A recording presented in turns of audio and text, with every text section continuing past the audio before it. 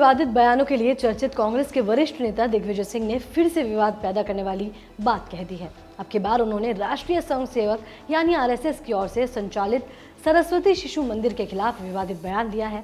दरअसल रविवार 26 सितंबर को उन्होंने राष्ट्रीय स्वयं सेवक संघ यानी आरएसएस और बीजेपी पर निशाना साधते हुए एक बयान दिया।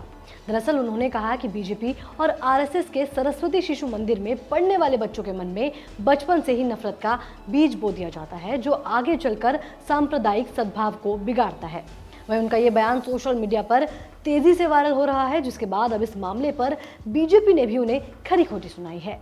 दरअसल अगस्त के महीने में 19 विपक्षी दलों की दिल्ली में एक बैठक हुई थी, जिसका नेतृत्व कांग्रेस की कार्यकारी अध्यक्ष सोनिया गांधी ने किया था।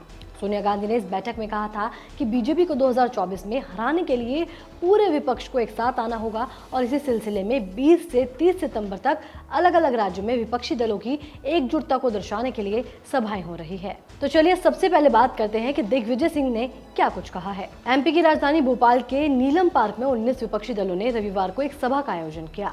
ये बीजेपी की राज्य और केंद्र सरकार की नीतियों के खिलाफ प्रदर्शन किया गया था, जहां इस सभा में अपनी बात रखते हुए दिग्विजय सिंह ने बीजेपी और आरएसएस पर जमकर हमला बोला। दरअसल उन्होंने विपक्ष की एकजुटता पर जोर देते हुए कहा कि यही सही समय है जब बीजेपी और आरएसएस की विचारधारा से लड़ने के लिए सभी दलों को एक मंच पर आना होगा। दिग्विजय सिंह ने दंगों के पीछे बीजेपी और आरएसएस की विचारधारा को जिम्मेदार बताते हुए कहा कि हमारी लड़ाई उन लोगों से है जो बचपन से ही सरस्वती शिशु मंदिर में बच्चों के दिल और दिमाग में दूसरे धर्मों के खिलाफ नफरत का बीज बोते हैं।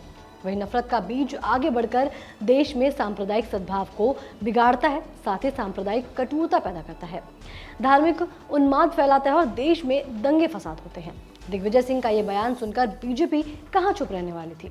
एमपी के जाने माने नेता और बीजेपी के राष्ट्रीय महासचिव कैलाश विजयवर्गीय ने ट्वीट करके दिग्विजय सिंह पर जमकर हमला बोला और सवालिया अंदाज में उन्होंने लिखा कि आतंकवादी ओसामा के नाम के साथ ही जी लगाना, आतंकी जाकिर नाइक को शांति दूत बताना, बटला हाउस एनकाउंटर को झूठा बोलकर इंस्पेक्टर मोहन शर्मा की शहादत को अपमानित करना, सर्जिकल स्ट्राइक के सबूत मांगना, ये सब कांग्रेस की किस पाठशाला में पढ़ाया जाता है, देश जानना चाहता है।